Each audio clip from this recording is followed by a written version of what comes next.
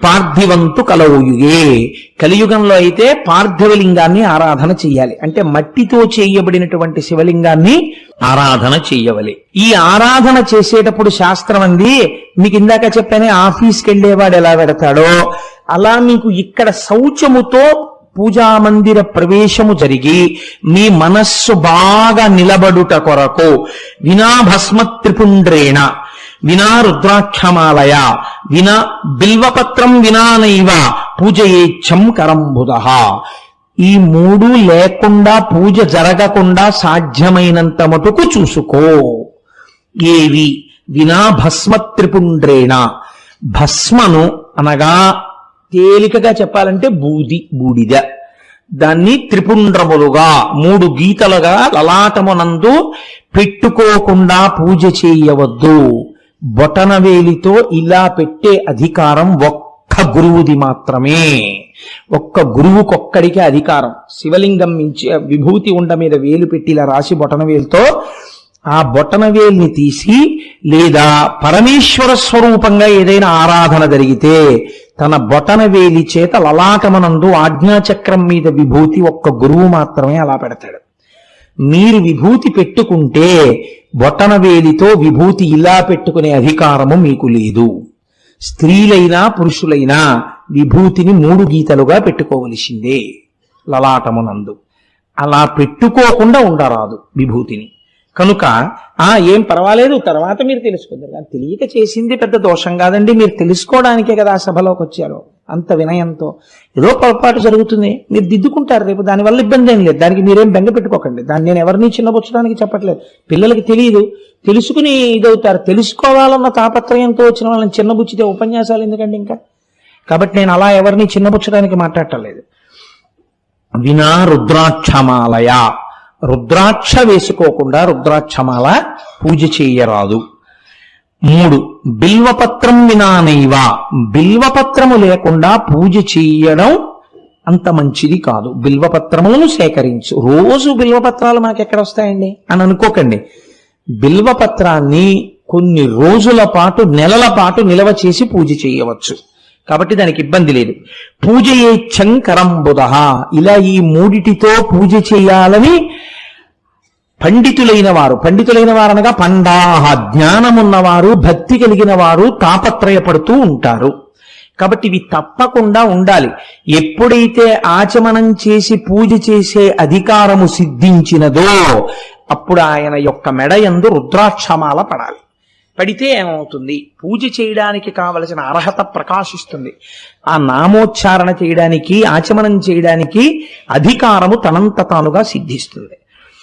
కాబట్టి ఇప్పుడు చూడండి, ఇప్పుడు మీరు ఏం చేస్తారు? పూజా మందిరంలో శివనామమును చెప్తారు. శాస్త్రమంది శివనామము గంగా, విభూతి యమున, రుద్రాక్ష సరస్వతి. ఇవి ఎలా నేను అనుసంధానం చేస్తాను, మీరు తొందరపడకండి.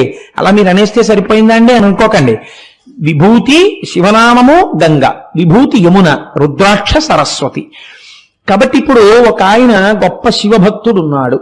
ఆయన లలాటమునందు త్రిపుండ్రములను ధరించినటువంటి వాడై బొట్టు పెట్టుకుని మెడలో రుద్రాక్షమాలలు వేసుకుని శివపూజ పూర్తి చేసి బయటికి వచ్చాడు. ఇప్పుడు అలా బయటికి వచ్చినటువంటి వ్యక్తిని ఒక ఆయన పూజా మందిరంలోంచి బయటికి రాగానే చూశాడు. ఆయన పూజ ఎంత బాగా చేశాడన్నది పక్కన పెట్టండి, కానీ శాస్త్రం అంది అలా శివపూజ చేసి బయటికి రాగానే ఆ వ్యక్తిని ఎవరైనా చూస్తే ఆయన త్రివేణీ సంగమ స్నానం చేసిన ఫలితాన్ని ఆయన ఖాతాలో వేస్తారు.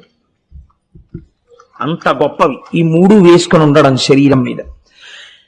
ఇప్పుడు మీరు ఒక్కటి ఆలోచించండి. నేను ఇవాళ భస్మ గురించి కదా మీతో ప్రధానంగా ప్రస్తావన చేస్తానని మీకు చెప్పింది.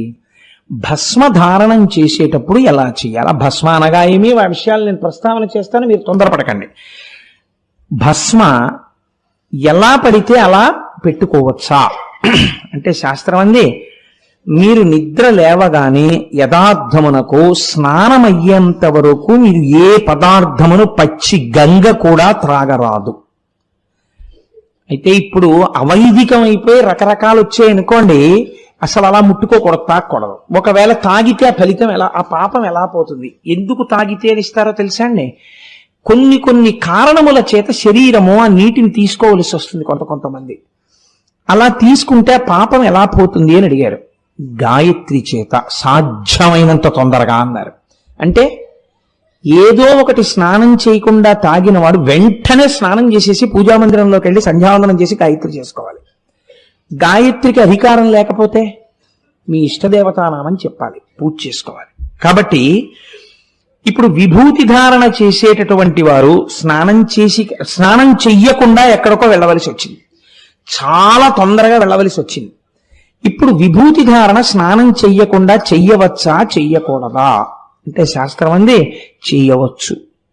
ఎలా చేయవచ్చు అంటే పొడి విభూతిని తీసుకుని లలాటమునందు ధరించవచ్చు.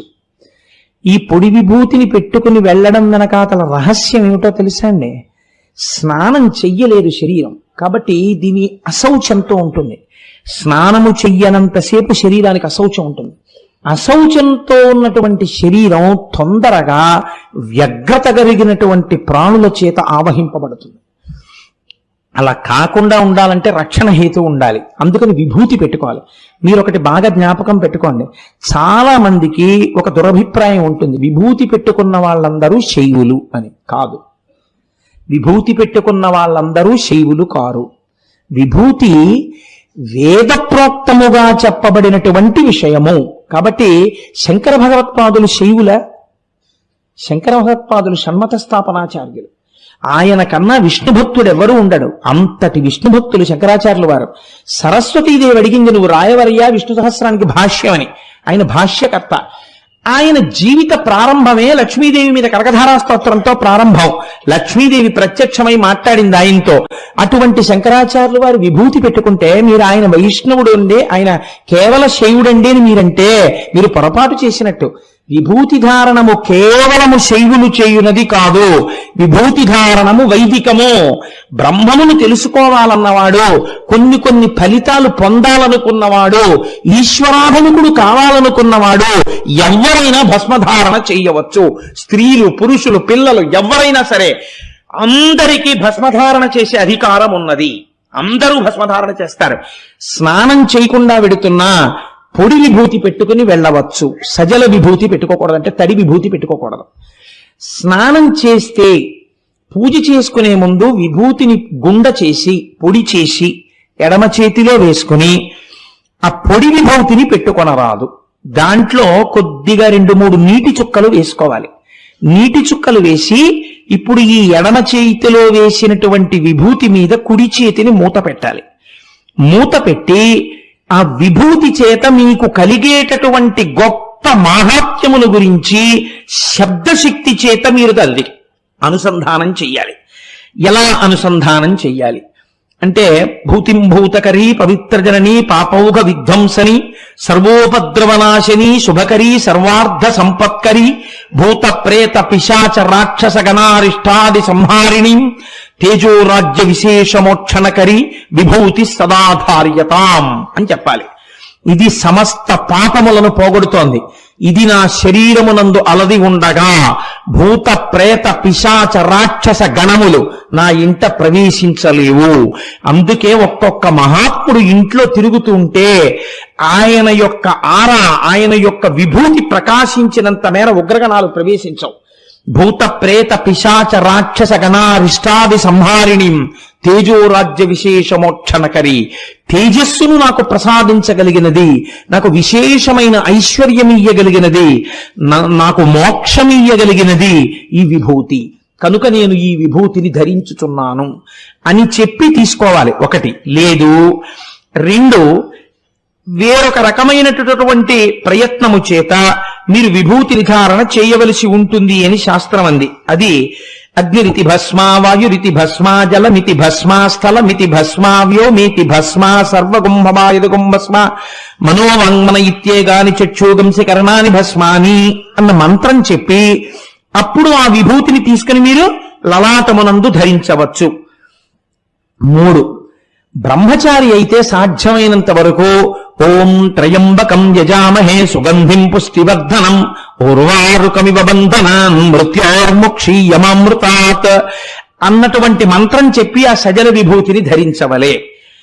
కాదు, ఇవేమీ చేత కాకపోతే చాలా తేలికైనటువంటి మార్గం, కుడి చేతిని ఎడంచెయ్యి మీద వేసి శ్రీకరంచ పవిత్రంచ రోగదోష నివారకం లోకవశ్యకరం పుణ్యం భస్మం త్రైలోక్య పావనం అని చెప్పాలి.